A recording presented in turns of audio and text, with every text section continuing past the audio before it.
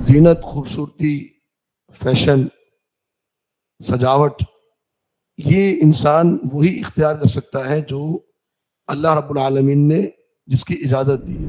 اللہ رب العالمین نے ایک وقت مقرر کر دیا ہے قوم کا، جب وہ وقت آئے گا اس قوم کو فنا کر دیا جائے گا۔ ہر قوم کا ایک عروج ہے، ہر قوم کا ایک زوال ہے، اور ہر قوم کے پاس کوئی بہت سے رسول نہیں گئے، ہر قوم کے پاس ایک ہی رسول آیا۔ لِكُلِّ أُمَّةٍ رسول، فرمایا ہر امت کے لیے ایک رسول۔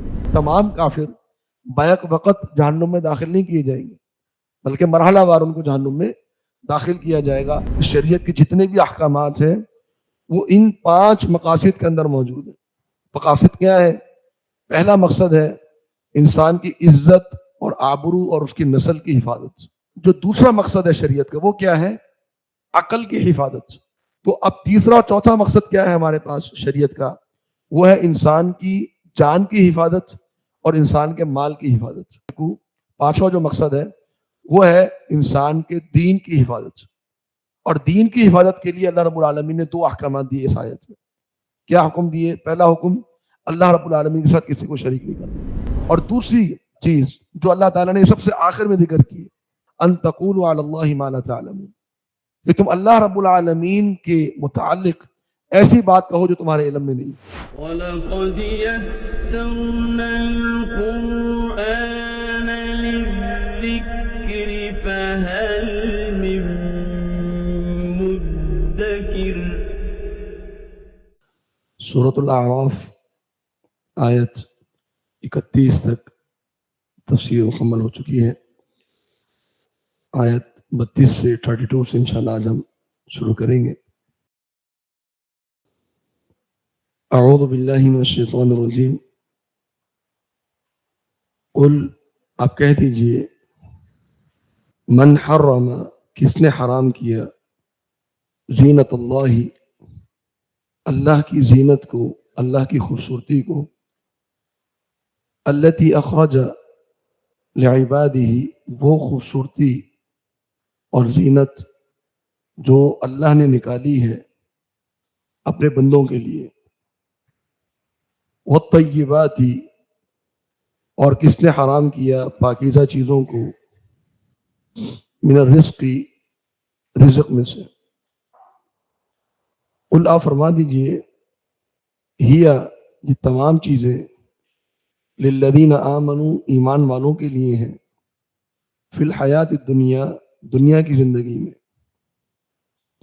خالصۃ یوم القیامہ، اور یہ خالص ہے، مخصوص ہے قیامت کے دن اہل ایمان کے لیے۔ کذالک، اسی طرح، نفصل الآیات، ہم تفصیل کے ساتھ آیات کو بیان کرتے ہیں، لقوم یعلمون، ایسی قوم کے لیے جو علم رکھتی ہے۔ اس آیت میں اللہ تعالیٰ نے جو گزشتہ آیات میں یہ معاملہ بیان فرمایا تھا کہ مشرکین مکہ لباس کو عبادت کے وقت پہننا ناجائز قرار دیتے تھے، اور بیت اللہ کا طواف کرتے تھے بے لباس ہو کر، تو اللہ رب العالمین نے فرمایا کہ یہ لباس اللہ کی زینت ہے، اللہ تعالیٰ نے اس کے ذریعے سے اپنے بندوں کو زینت عطا کی ہے، خوبصورتی دی ہے، تو ان چیزوں کو اللہ رب العالمین حرام نہیں کرتا۔ جو جائز چیزیں ہیں جس کے ذریعے سے انسان اپنی زندگی میں اپنے آپ کو سنوارتا ہے، خوبصورت کرتا ہے، بہتر کرتا ہے، تو وہ چیزیں اللہ تعالیٰ نے حرام نہیں کی۔ مرد بھی اچھا لباس پہن سکتا ہے، اپنے آپ کو ذرا سنوار سکتا ہے، خوبصورت کر سکتا ہے، اور عورت بھی، اور عورت کے لیے بھی یہ بلکہ حکم بھی ہے کہ وہ اپنے آپ کو صاف ستھرا رکھے، معطر رکھے، خوبصورت رکھے اپنے گھر کے اندر۔ گھر کے باہر نکلنا ہو تو پردہ لازم، لیکن گھر کے اندر ہو یا عبادت کا موقع ہو، اس موقع کے لیے اللہ رب العالمین نے زینت حرام نہیں کی۔ لیکن یہاں یہ بات ذہن میں رہے کہ زینت، خوبصورتی، فیشن، سجاوٹ، یہ انسان وہی اختیار کر سکتا ہے جو اللہ رب العالمین نے جس کی اجازت دی ہے. یہ نہیں کہ اگر ایک چیز میری نظر میں خوبصورت ہے تو میں سمجھوں کہ یہ خوبصورتی جائز ہے. ایسا اس کی اجازت نہیں ہے. اگر ایک شخص کو یہ داڑھی خوبصورت نہیں لگتی تو وہ یہ نہیں کہہ سکتا کہ اس داڑھی کو کٹوا لینا میرے لیے جائز ہے، کیونکہ زینت وہی ہے جس کی اجازت اللہ کے رسول صلی اللہ علیہ وسلم نے دی اور اللہ رب العالمین نے دی. اگر ایک عورت یہ سمجھتی ہے کہ جو آئی بروز ہیں ان کو بنوا لینا، سیٹ کروا لینا، اس پہ میں خوبصورت نظر آؤں گی، تو یہ اس خوبصورتی کی اللہ رب العالمین نے اجازت نہیں دی. اگر کوئی وگ لگوا کے اپنے آپ کو خوبصورت کرنا چاہے اس کی اجازت نہیں دی، بلکہ حدیث کے الفاظ ہیں کہ اللہ رب العالمین نے لعنت فرمائی ہے، لعن اللہ الواصلۃ والموصولۃ والمستوصلۃ والواشمۃ والمستوشمۃ. صحیح حدیث ہے کہ اللہ رب العالمین کی لعنت ہے اس عورت پر جو اپنے بالوں کو جوڑتی ہے، یعنی اس میں وگ لگاتی ہے، یا اپنے جسم کو گدواتی ہے، یا ایسے بال جو چہرے پر ہوں اس کو اترواتی ہے. تو زینت وہی جائز ہے جس کو شریعت نے زینت قرار دی ہے.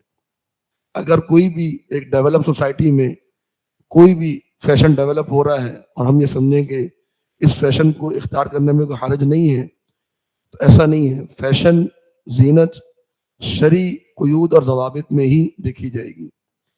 جیسا کہ میں نے پہلے ذکر کیا کہ اگر آج مردوں کی جو پینٹس ہیں یا ان کی جو لباس ہے، اگر وہ ٹخنوں سے نیچے رکھنا اس کو فیشن سمجھا جاتا ہے، اس فیشن کی شریعت نے اجازت نہیں دی ہے.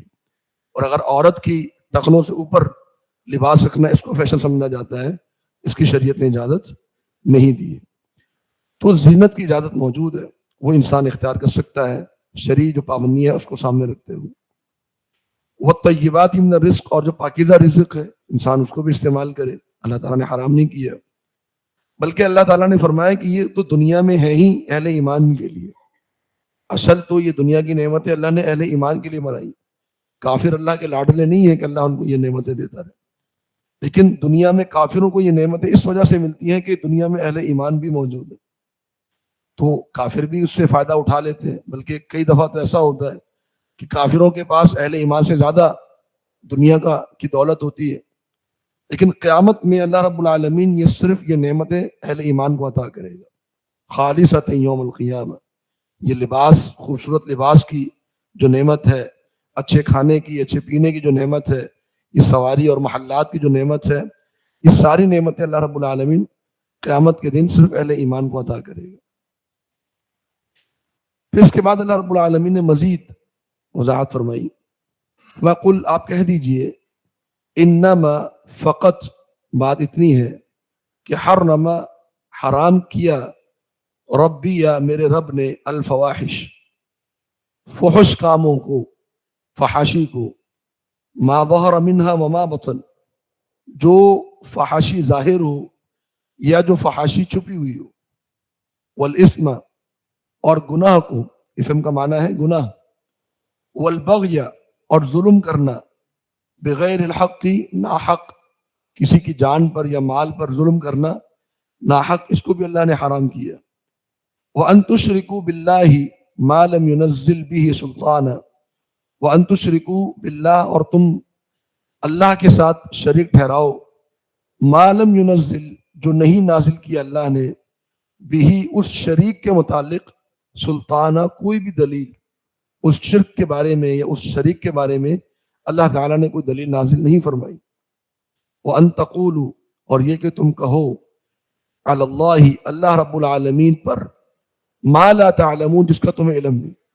تم بغیر علم کے اللہ رب العالمین پر کوئی ایسی بات لگا دو جو اللہ رب العالمین نے نہیں کہی ہے، اور بغیر علم کے تم یہ باتیں کرتے پھرو، اس کو بھی اللہ تعالیٰ نے حرام قرار دیا. تو بنیادی طور پہ اللہ رب العالمین نے اس میں 5 چیزوں کو حرام قرار دیا: فحاشی کو، اور عام گناہوں کو، ظلم کو، شرک کو، اور بغیر علم کے اللہ رب العالمین پر بات کرنے کو. اور علماء نے اس بات کو ذکر کیا کہ یہ جو اللہ رب العالمین نے فرمایا کہ صرف اللہ تعالیٰ نے یہ چیزیں حرام کی ہیں، تو صرف کا معنی یہی ہے کہ اللہ رب العالمین نے اس کے علاوہ اور کچھ بھی حرام نہیں کیا.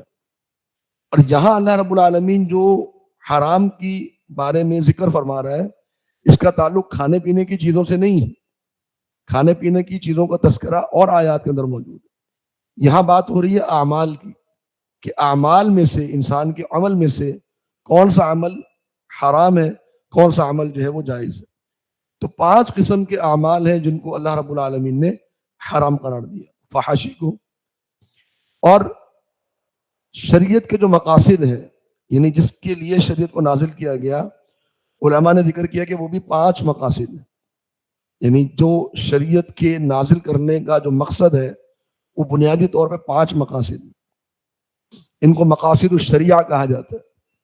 اور اس کی باقاعدہ اس کے بارے میں علماء نے کتابیں لکھی ہیں کہ شریعت کے جتنے بھی احکامات ہیں وہ ان 5 مقاصد کے اندر موجود ہیں. مقاصد کیا ہے؟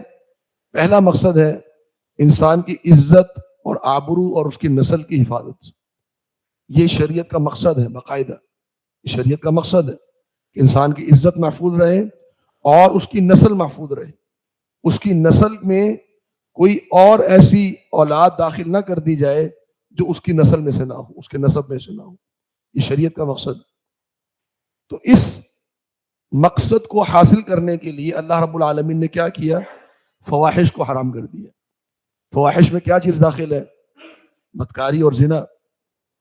اور یہ جو 5 مقاصد ہیں اگر آپ دیکھیں گے تو باقی جو احکامات ہیں وہ آہستہ آہستہ نازل ہوتے رہے. عبادات کے احکامات آہستہ آہستہ نازل ہوتے رہے، لیکن یہ 5 چیزیں ایسی ہیں جو پہلے دن سے، شریعت کے پہلے دن سے یہ 5 چیزیں حرام تھیں. 5 چیزیں حرام تھیں. اس سے نبی صلی اللہ علیہ وسلم نے منع کیا تھا. تو فواحش چاہے ظاہری ہوں چاہے چھپی ہوئی ہوں، یعنی انسان فحاشی کا کام اعلانیہ کرے، فخر سے کرے، یا چھپ کر گھر کے اندر بیٹھ کر سب سے اپنے آپ کو چھپا کر مخفی ہو کر کرے، دونوں قسم کی فحاشی حرام. صرف یہ نہیں کہ انسان اگر سامنے کر رہا ہے تو وہ ہم اف اف کریں اور توبہ کریں، اور اگر چھپ چھپا کے کر رہا ہے تو ہم کہیں جی ہمارا سے کوئی تعلق نہیں. نہیں، وہ بھی حرام ہے. ہم یہ نہیں کہہ سکتے کہ جی ایک انسان اگر چھپ چھپا کے کر رہا ہے تو ہمارا اس سے کوئی تعلق نہیں. نہیں، اگر معلوم ہو گیا تو پھر وہ گناہ گار ہے اور وہ مجرم ہے، اور اس پر حد قائم کی جائے گی. اور والاثم، اور گناہ کا کام. اور اس میں علماء نے ذکر کیا کہ جو دوسرا مقصد ہے شریعت کا وہ کیا ہے؟ عقل کی حفاظت. کہ اللہ رب العالمین نے ایسی احکامات دیے، ان چیزوں سے منع کیا جن سے انسان کی عقل متاثر ہوتی ہے. اور وہ کیا ہے؟ اسم کے اندر علماء نے ذکر کیا شراب پینا. شراب جو ہے یہ انسان کی عقل کو متاثر کرتی ہے، اور انسان اپنے ہوش و حواس سے بالکل باہر نکل آتا ہے، اس کو معلوم نہیں ہوتا کہ میں کیا کر رہا ہوں. اسم کے اندر علماء نے ذکر کیا کہ اس میں شراب پینا اور بھی بہت سے گناہ ہیں جن سے انسان کی عقل متاثر ہوتی ہے، تو وہ اسم کے اندر شامل ہے. ویسے اسم جو ہے وہ ایک عام، ایک جنرل، ایک نیم ہے، نام ہے تمام گناہوں کے لیے. لیکن چونکہ اور بھی گناہ ذکر ہو رہے ہیں، اس کا مطلب یہ کہ یہاں پر کسی خاص گناہ کی بات ہو رہی ہے. اور وہ خاص گناہ کیا ہے؟ وہ ہے ایسا گناہ جو انسان کی عقل کو متاثر کرے، یعنی شراب کا. والبغی بغیر الحق، کسی پر ناحق ظلم کرنا. تو اب تیسرا اور چوتھا مقصد کیا ہے ہمارے پاس شریعت کا؟ وہ ہے انسان کی جان کی حفاظت اور انسان کے مال کی حفاظت. کوئی شخص کسی اور کو ناحق قتل نہیں کر سکتا. ناحق قتل کرنا تو دور کی بات ہے، اس کو زخم نہیں پہنچا سکتا. زخم تو دور کی بات ہے، اس کو تھپڑ نہیں مار سکتا، اس کو سوئی نہیں چبھو سکتا. یہ شریعت کا حکم ہے. اور مال کی حفاظت، ایک ایک انچ کی اللہ رب العالمین نے حفاظت کی ہے. اہل ایمان کی بھی اور انسانوں کی بھی مال کی اللہ رب العالمین نے حفاظت فرمائی. تو جو بھی شخص کسی کا مال زبردستی لے لے، چوری کر لے، ڈاکہ ڈال لے، خیانت کر لے، دھوکہ دے دے، کرپشن کرے یا ظلم کرے اور اس کی مال کے اوپر قبضہ کر لے، یہ سب چیزیں جو ہیں وہ اللہ تعالیٰ نے حرام قرار دے دی. اور چوتھا گناہ وان تشرکو، پانچواں جو مقصد ہے وہ ہے انسان کے دین کی حفاظت. اور دین کی حفاظت کے لیے اللہ رب العالمین نے 2 احکامات دیے اس آیت میں. کیا حکم دیے؟ پہلا حکم، اللہ رب العالمین کے ساتھ کسی کو شریک نہیں کرنا. جو اللہ رب العالمین نے توحید کی تعلیم دی ہے اس پر قائم رہنا، اور یہ پہلے دن سے اللہ تعالیٰ نے اس کا حکم دیا. اور دوسری چیز جو اللہ تعالیٰ نے سب سے آخر میں ذکر کی، سب سے آخر میں جو گناہ ذکر کیا، جو شرک کے بھی بعد ذکر کیا، حالانکہ شرک آخر میں ذکر ہونا چاہیے تھا، لیکن اللہ رب العالمین نے سب سے آخر میں یہ گناہ ذکر کیا، ان تقولوا علی اللہ ما لا تعلمون، کہ تم اللہ رب العالمین کے متعلق ایسی بات کہو جو تمہارے علم میں نہیں. علم کہاں سے ملے گا؟ علم ملے گا قرآن سے یا حدیث سے. اگر تمہیں کوئی بات قرآن سے معلوم نہیں ہے، تمہیں کوئی بات حدیث سے معلوم نہیں ہے، تو بغیر علم کے اللہ رب العالمین پر کوئی بات نہیں کرنی.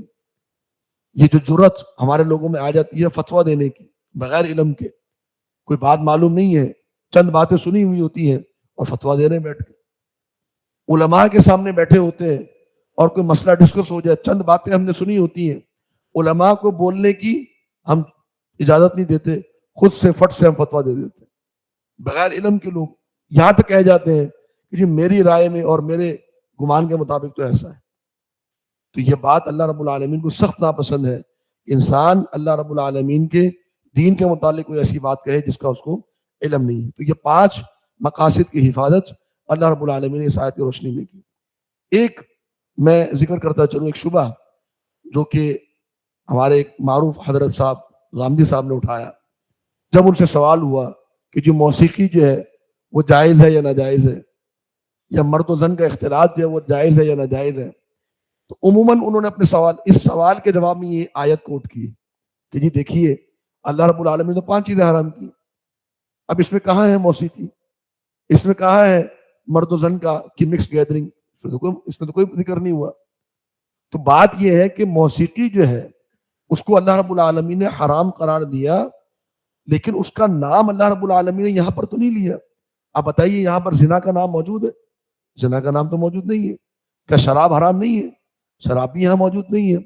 کیا اس کے علاوہ جو گناہ ہے، جوا ہے، ڈکیتی ہے، چوری ہے، قتل ہے، کیا وہ گناہ یہاں پر نام کے ساتھ ذکر ہے؟ نہیں. اللہ رب العالمین نے ان کے اوصاف بیان کر دیے کہ موسیقی سننا جو ہے یہ اسم کے اندر آتی ہے، انسان کی عقل کو متاثر کرتی ہے، انسان کے ایمان کو متاثر کرتی ہے. اس سے اللہ رب العالمین نے منع کر دیا. تو جو بھی چیز گناہ میں آئے، انسان کی عقل کو متاثر کرے، انسان کے ایمان کو متاثر کرے، دین کو متاثر کرے، اس کے اندر شامل. تو لہٰذا یہ بات کہنا یہ بالکل غلط بات کہ ہم یہ کہیں کہ جی آپ دکھا دیجیے وہ گناہ اگر اس آیت میں شامل ہو. تو بہت سے گناہ ہیں جو اللہ رب العالمین نے ذکر کیے وہ اس آیت میں شامل نہیں. مثال کے طور پہ جھوٹی گواہی دینا، آپ دکھا دیجیے اس آیت میں اندر کہیں موجود ہو. سود کھانا آپ دکھا دیجیے اس آیت کے اندر کہیں موجود ہو. اس کا یہ معنی نہیں ہے کہ اگر اللہ رب العالمین نے وہ گناہ نام کے ساتھ ذکر نہیں کیے تو وہ گناہ ہمارے لیے جائز ہو گئے. نہیں، اللہ تعالیٰ نے یہاں پر اوصاف ذکر کے، خصوصیات ذکر کے، ان کے نام نہیں لیے گناہوں کے. گناہوں کی جو اوصاف ہوتے ہیں کہ اس گناہ کی تاثیر کیا ہے، وہ گناہ اپنی تاثیر کیا چھوڑتے ہیں، وہ اللہ رب العالمین نے یہاں پر ذکر فرما دی. فرمایا وَلِكُلِّ أُمَّةٍ أَجَلٌ، اور ہر امت کے لیے اللہ رب العالمین نے ایک وقت مقرر کر دیا. فَإِذَا جَاءَ أَجَلُهُمْ، پس جب آئے گا ان کے وقت، لَا يَسْتَأْخِرُونَ سَاعَةً، وہ نہیں پیچھے ہٹ سکیں گے ایک گھڑی بھی، وَلَا يَسْتَقْدِمُونَ، اور نہ ہی وہ ایک گھڑی آگے ہو سکیں گے. یعنی نہ ایک سیکنڈ ان کو پیچھے کی مہلت ملے گی، نہ ایک سیکنڈ ان کو آگے جانے کی مہلت ملے گی. تو جب اللہ رب العالمین نے ایک وقت مقرر کر دیا ایک قوم کا، جب وہ وقت آئے گا اس قوم کو فنا کر دیا جائے گا. ہر قوم کا ایک عروج ہے، ہر قوم کا ایک زوال ہے. اور یہ بات اللہ رب العالمین نے قرآن مجید میں بھی ذکر کر دی. وَإِن مِّن قَرْيَةٍ إِلَّا نَحْنُ مُهْلِكُوهَا قَبْلَ يَوْمِ الْقِيَامَةِ، دنیا میں کوئی بھی بستی آباد ہے، کوئی بھی سوسائٹی موجود ہے، قیامت کے آنے سے پہلے ہم اس کو تباہ کر دیں گے. کوئی شہر، کوئی علاقہ، کوئی سوسائٹی، کوئی ملک، کوئی قوم، کوئی برادری اس دنیا میں ہمیشہ کے لیے موجود نہیں رہے گی. عروج و زوال آئے گا. ہر قوم کے لیے اللہ رب العالمین نے ایک وقت مقرر کیا ہوا، اور جب وہ وقت آتا ہے پھر انسان کو مہلت نہیں ملتی. تو یہ جو الفاظ کہے گئے کہ نہ ایک لمحہ پیچھے ہوتے ہیں نہ ایک لمحہ آگے جاتے ہیں، تو لمحہ پیچھے تو ہو ہی نہیں سکتے، وقت آ گیا تو لمحہ تو پیچھے ہو ہی نہیں سکتے. تو یہ اصل میں ایک محاورتاً کہا جاتا ہے. جیسے ہمارے ہاں کوئی دکاندار سے بات کر رہا ہو قیمت کے اوپر، تو کہے جی کوئی کمی بیشی ہو سکتی ہے. تو بیشی کا معنی اضافہ. کہنے والے کا مقصد یہ نہیں ہے کہ کوئی اضافہ کر دے قیمت میں، بلکہ ایک محاورتاً ایک الفاظ استعمال کیے کہ کمی بیشی ہو سکتی ہے، معنی کہ ان کو کوئی وقت نہیں ملے گا، نہ وہ اس وقت سے بچ سکیں گے، نہ اس وقت سے وہ آگے جا سکیں گے. تو ہر قوم کا اللہ تعالیٰ نے ایک وقت مقرر کر دیا. اس کے بعد اللہ تعالیٰ نے دوبارہ مجھے اور آپ کو چند نصیحتیں فرمائی. فرمایا یا بنی آدم، اے اولاد آدم، اما یاتینکم، ضرور آئیں گے تمہارے پاس، رسول، بہت سے رسول، منکم، تمہیں میں سے، یقصون، وہ بیان کریں گے، علیکم، تم پر، آیاتی، میری آیات کو. فمن اتقى، پس جس نے تقوی اختیار کر لیا، واصلح، اور اصلاح کر لی، فلا خوف علیہم، ان پر کوئی خوف نہیں ہوگا، ولا هم يحزنون، اور نہ ہی وہ غمزدہ ہوں گے. یہ آخری نصیحت ہے اللہ رب العالمین نے جو اس موقع پر فرمائی ہے آدم علیہ السلام اور ابلیس کا واقعہ ذکر کرنے کے بعد. اور نصیحت بڑی قابل غور ہے.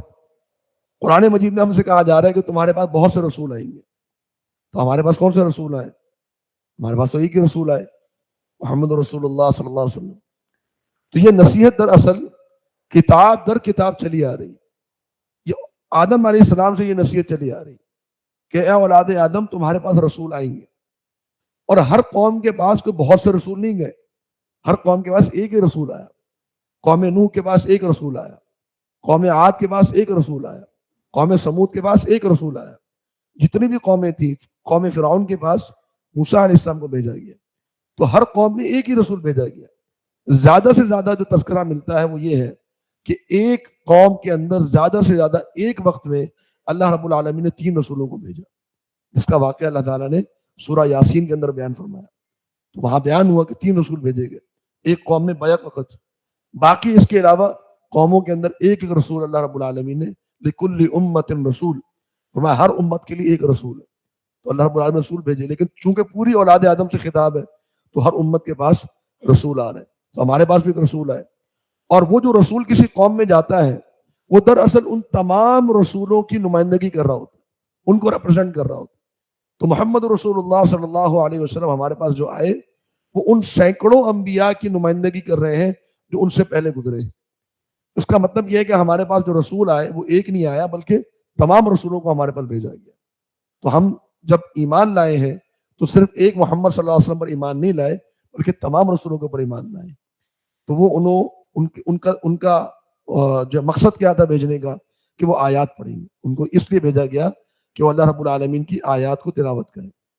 پھر 2 باتیں ذکر فرمائیں. فمن اتقى، جس نے تقوی اختیار کیا، واصلح، اور اصلاح کر لی. اتقى سے علماء نے معنی اس کا اخذ کیا. اتقى کا معنی ہے کہ گناہوں سے اپنے آپ کو بچا لینا. جس شخص نے اپنے آپ کو اللہ کی حرام کردہ چیزوں سے بچا لیا. وہ اصلح کا معنی ہے کہ اللہ رب العالمین کے جو عبادت کے احکامات ہیں، جو نیکیاں ہیں، ان کو کر لینا. تو جس نے گناہوں سے بچا لیا، نیکیاں کر لی، اللہ رب العالمین ان کو خوف سے بچا لے گا اور غم سے اللہ تعالیٰ ان کو محفوظ کر لے گا. تو یہ آخری نصیحت قابل غور ہم سب کے لیے جس پر ہمیں اتباع اور عمل کرنا چاہیے. آگے فرمایا کہ والذین کذبوا بآیاتنا، وہ لوگ کذبوا بآیاتنا جنہوں نے ہماری آیات کی تکذیب کی، واستکبروا عنہا، اور انہوں نے اس سے تکبر کیا. اولئک، یہی لوگ ہیں، اصحاب النار، جہنم والے، ہم فیہا خالدون، یہ ہمیشہ ہمیشہ اس جہنم میں رہیں گے. تو جن لوگوں نے آیات کو جھٹلا دیا، تکبر کیا، اس کو تسلیم نہیں کیا، یہ فرمایا یہ لوگ ہیں جو جہنمی ہیں. ان کو اللہ رب العالمین نے ہدایت نہیں دی اور اپنی اس انکار کی وجہ سے ہمیشہ ہمیشہ یہ جہنم میں رہیں گے. فمن اظلم ممن افترى علی اللہ کذبا، فمن اظلم، اس شخص سے بڑھ کر ظالم کون ہے؟ ممن، اس شخص سے، افترى علی اللہ کذبا، جس نے اللہ رب العالمین پر جھوٹ بولا، او کذب بآیاتہ، یا اللہ رب العالمین کی آیات کی تکذیب کی. یہ آیت پہلے بھی ہم کئی مقامات پر ساتھ میں پڑھ چکے ہیں کہ اللہ رب العالمین پر جھوٹ بولنے کا معنی کیا ہے کہ ایک بات اپنی طرف سے بنائی اور بنانے کے بعد اللہ تعالیٰ کی طرف اس کی نسبت کر دی کہ جی دین کا یہ جو حکم ہے یہ اللہ نے نازل کیا ہے. اس کو ہم کیا کہتے ہیں؟ بدعت. تو بدعت اپنی طرف سے بنائی، دین کا ایک حصہ بنا لیا اور اس کی نسبت کر دی اللہ تعالیٰ کی طرف کہ جی یہ دین کا حصہ ہے. تو اللہ رب العالمین نے فرمایا کہ یہ سب سے بڑا ظالم، بدعتی جو ہے یہ سب سے بڑا ظالم. اس نے اپنی طرف سے ایک بات بنا کے اللہ رب العالمین کی طرف اس کی نسبت کر دی. اور کذب بآیاتہ، یا اس کے سامنے آیات آ رہی ہیں اور ان آیات کی وہ تکذیب کر رہا ہے. اولئک یہی لوگ ہیں ینالہم پہنچے گا ان کو نصیبہم ان کا حصہ من الکتابی جو لکھ دیا گیا ہے. جو ان کا حصہ اللہ رب العالمین نے لکھ دیا ہے کہ ان کو جتنی عمر ملنی ہے، ان کو جتنا رزق ملنا ہے، ان کو جو جو نعمت دنیا میں ملنی ہے وہ مل کر رہی. اللہ تعالیٰ نے ان کا حصہ جو ہے وہ لکھ دیا ہے کہ ان کو یہ چیزیں ملنی ہیں. حتیٰ اذا جاءتہم رسلنا یہاں تک کہ جب آئیں گے ان کے پاس ہمارے فرشتے. رسولنا ہمارے رسول یعنی ہمارے فرشتے جو موت کے فرشتے ہیں. یتوفونہم وہ ان کو فوت کر رہے ہوں گے، ان کی روحیں قبض کر رہے ہوں گے. قالوا اس وقت یہ فرشتے کہیں گے اینما کہاں ہے ما کنتم جن کو تم تدعون جن کو تم پکارتے تھے من دون اللہ اللہ کے علاوہ. اللہ کے علاوہ جن معبودوں کی تم عبادت کرتے تھے، جن کو تم اپنا بڑا جو ہے وہ مددگار سمجھتے تھے، اب بتاؤ کہاں ہے وہ تمہیں بچانے آئے. اس موقع پر یہ کیا جواب دیں گے؟ قالوا ان لوگوں نے کہا یا وہ لوگ کہیں گے ضلوا عنا کہ جن معبودوں کو ہم پکارتے تھے وہ ہم سے گم ہو گئے. ضلوا وہ گم ہو گئے عنا ہم لوگوں سے، ہمیں نظر ہی نہیں آ رہے. ہم تو سمجھتے تھے کہ جب مرنے والے ہوں گے، جب روحیں قبض ہو رہی ہوں گی، جب قبر میں جائیں گے تو ہمارے یہ جتنے بھی پیر ہیں اور جتنے بھی ہمارے جن کو ہم پوچھتے رہتے ہیں معبود ہیں اور قلندر ہیں اور غوث ہیں، یہ قبر میں ہمارے ساتھ ہوں گے، موت کے وقت ہمارے ساتھ ہوں گے، یہ ہماری حفاظت کریں گے. اور اب وہ ہمیں نظر نہیں آ رہے. وشہدوا اور وہ گواہی دیں گے علی انفسہم اپنے آپ پر انہم کانوا کافرین کہ بے شک وہ اللہ رب العالمین کا کفر کیا کرتے تھے. یعنی مرتے وقت انسان اس بات کا اعتراف کر لے گا کہ اللہ میں نے تیرا انکار کیا، میں نے کفر کیا، میں جو دنیا میں شرک کرتا رہا میں اصل میں مشرک تھا اور میں کافر تھا. اس بات کی گواہی دے گا انسان، وہ انسان جو دنیا میں غیر اللہ کی عبادت کرتا رہا یا غیر اللہ سے دعائیں کرتا رہا، مرتے وقت وہ اس بات کی گواہی دے گا کہ میں مشرک اور کافر تھا. اب یہ صورتحال اور یہ منظر ہے موت کے وقت. قیامت میں ان سے کہا جائے گا قال فرمایا کس نے؟ یا تو اللہ رب العالمین فرمائے گا ان سے، یا کوئی اللہ رب العالمین کا فرشتہ ان سے کہے گا ادخلوا تم داخل ہو جاؤ فی امم ان جماعتوں میں قد خلت جو گزر چکی من قبلکم تم سے پہلے من الجن والانس جنات میں سے اور انسانوں میں سے فی النار جو جہنم میں داخل ہو چکی. تم سے پہلے بہت سی جماعتیں جہنم میں داخل ہو چکی، اب جاؤ تم بھی جہنم میں داخل ہو جاؤ. یہ اس سے معلوم ہوتا ہے کہ تمام کافر بیک وقت جہنم میں داخل نہیں کیے جائیں گے، بلکہ مرحلہ وار ان کو جہنم میں داخل کیا جائے گا. پہلے جو بڑے کفار ہیں، جو بڑے رؤساء ہیں، سردار ہیں کافروں کے، ان کو جہنم میں ڈالا جائے گا. پھر جو ان کو فالوورز ہیں، جو ان کے پیچھے چلنے والے ہیں، ان کو جہنم میں ڈالا جائے گا. یا اس کا یہ بھی معنی ہے کہ جو پہلے کافر گزرے ہوں گے پہلے زمانوں کے، وہ پہلے جائیں گے، اور جو ان کے نقش قدم پر چلتے رہے بعد کے زمانوں میں، جو ان کے بعد آئے، وہ ان کے بعد جہنم میں داخل کیے جائیں گے. تو ان سے کہا جائے گا کہ جاؤ اور جہنم میں داخل ہو جاؤ. تم سے پہلے بھی لوگ جنات میں سے بھی اور انسانوں میں سے بھی جہنم کے اندر موجود ہیں. پھر ایک منظر بیان کیا کہ کلما جب بھی دخلت داخل ہوگی امتن ایک جماعت لعنت اختہا تو وہ اپنی بہن کو لعنت کرے گی. اخت کا معنی بہن. یہاں مراد یہ ہے کہ وہ اپنی جیسی اس جماعت کو جو اس سے پہلے جہنم میں موجود ہوگی اس پر لعنت کرے گی. یعنی کچھ لوگ جہنم میں موجود ہیں، کافر موجود ہیں جہنم میں، ان کافروں کو جہنم میں داخل کیا جا رہا ہے اور یہ اپنے سامنے ان کافروں کو دیکھ رہے ہیں اور ان پر لعنت کر رہے ہیں، ان پر لعنت کر رہے ہیں. یہ منظر ہوگا قیامت کے دن جب یہ امتیں جہنم میں داخل ہو رہی ہوگی. وحتیٰ یہاں تک کہ اذا ادارکوا جب وہ پا لیں گے ایک دوسرے کو فیہا اس جہنم میں جمیعاً سب کے سب. اب سب کے سب کو جہنم میں ٹھوس دیا جائے گا، ایک جگہ پر بند کر دیا جائے گا. سارے آگے پیچھے تمام کافر جو ہیں وہ جہنم کے اندر موجود ہوں گے. تو وہاں ان کے درمیان ایک گفتگو ہوگی. قالت اخراہم تو کہیں گے بعد میں آنے والے، اخراہم ان کے آخر میں آنے والے، لأولاہم اپنے سے پہلے لوگوں کے لیے، جو پہلے کافر گزر گئے ان لوگوں کے لیے بعد میں آنے والے کافر یہ کہیں گے ربنا اے ہمارے رب، ہؤلاء یہ وہ کافر ہیں، یہ وہ لوگ ہیں अदल्लूना, जिन्होंने हमें गुमराह किया, या अल्लाह ये हमें गुमराह करने वाले ये लोग हैं। फ़आतिहिम, तू दे इनको अज़ाबन ज़िअफ़न मिनन नार, अज़ाब ज़िअफ़न दुगना मिनन नार, जहन्नुम का, या अल्लाह तुमको दुगना जहन्नुम का अज़ाब दे, दिल की भड़ास निकालेंगे वो कि अल्लाह इन लोगों ने हमें गुमराह किया, अब तू इनको दुगना अज़ाब दे। खुद को भी अज़ाब हो रहा है, जहन्नुम में पड़े हुए, जहन्नुम की आग में, जहन्नुम के अज़ाब में मुब्तला है, लेकिन अपने बड़े काफिरों के लिए अल्लाह रब्बुल आलमीन से दुआएं कर रहे हो कि या अल्लाह इनको दुगना अज़ाब, अपनी बख्शिश की दुआ नहीं कर रहे। इस कदर उनके दिलों में नफरत होगी उन लोगों के लिए जिन्होंने इनको जहन्नुम में पहुंचाया कि या अल्लाह हमें बख्शना है, नहीं बख्शना वो बाद की बात, इनको तूने दुगना अज़ाब देना। क़ाल, अल्लाह रब्बुल आलमीन ने फरमाया, लिकुल्लिन ज़िअफ़ुन, सब के लिए दुगना अज़ाब है। जहन्नुम में जो भी जाएगा अल्लाह रब्बुल आलमीन उसको दुगना अज़ाब देगा। दुगना अज़ाब का माना कि जब भी अज़ाब खत्म हो रहा होगा अज़ाब को बढ़ा दिया जाएगा। ज़िदनाहुम फ़ौक़ल अज़ाबि बिमा कानू यफ़सिदून, कि हम जो जहन्नुम में लोग होंगे उनके अज़ाब में इजाफा ही करेंगे, कमी कभी नहीं होगी। जहन्नुम में जब काफिर जाएगा, जो कुफ्र पे मरा, जो अपने शिर्क पे मरा, उसके अज़ाब में कभी भी कमी नहीं की जाएगी, उसके अज़ाब में हमेशा इजाफा किया जाएगा। तो ये बात उनकी होगी वहां पर अपने बड़ों के लिए, वो बद्दुआएं कर रहे होंगे, तो ये जो उनके बड़े होंगे वो सुन लेंगे।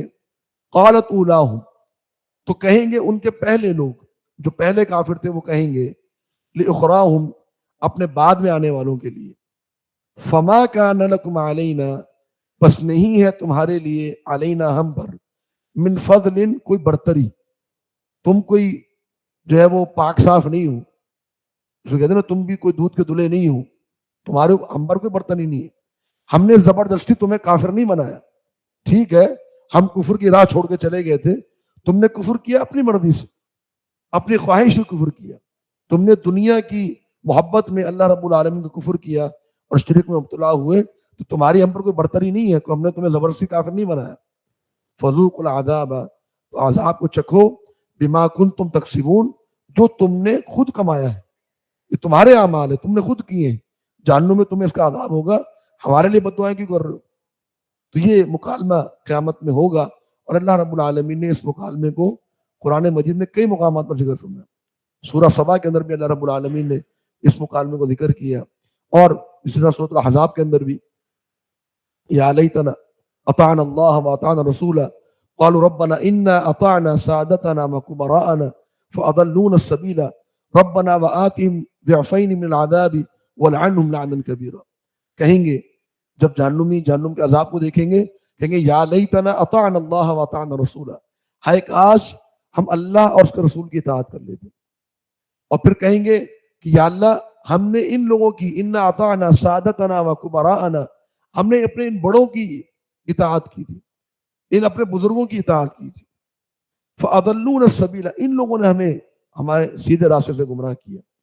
और बसा औकात में वीडियोस वगैरह में मनाजिर देखता हूँ, ऐसे ऐसे पीर जिनको लोग पूज रहे होते हैं, और कई ऐसे फिरकों के पेशरो लोग जिनके लोग इबादत कर रहे होते हैं और झुक रहे होते हैं उनके आगे। तो ये अल्लाह रब्बुल आलमीन की आयत याद आ जाती है कि आज ये लोग कितनी इज्जत कर रहे हैं इस शख्स की, और कितनी इसके आगे झुक रहे हैं, सजदे कर रहे हैं, हाथ चूम रहे हैं, पाँव चूम रहे हैं, मोहब्बत में किस हद तक चलेंगे। यही लोग कल क़यामत वाले दिन इस शख्स पर लानत कर रहे होंगे कि अल्लाह इस शख्स की वजह से हम गुमराह हुए, इसकी मोहब्बत में आके हमने तेरे साथ शिरक किया, आज ये भी जहन्नुम में मौजूद है, इसके साथ हम भी जहन्नुम में मौजूद हैं। तो अल्लाह रब्बुल आलमीन का तौहीद की नेमत किसी शख्स को दे देना, ये बहुत बड़ी नेमत है कि इंसान किसी की मोहब्बत में, गुलूब में आकर उसके आगे ना झुका हो।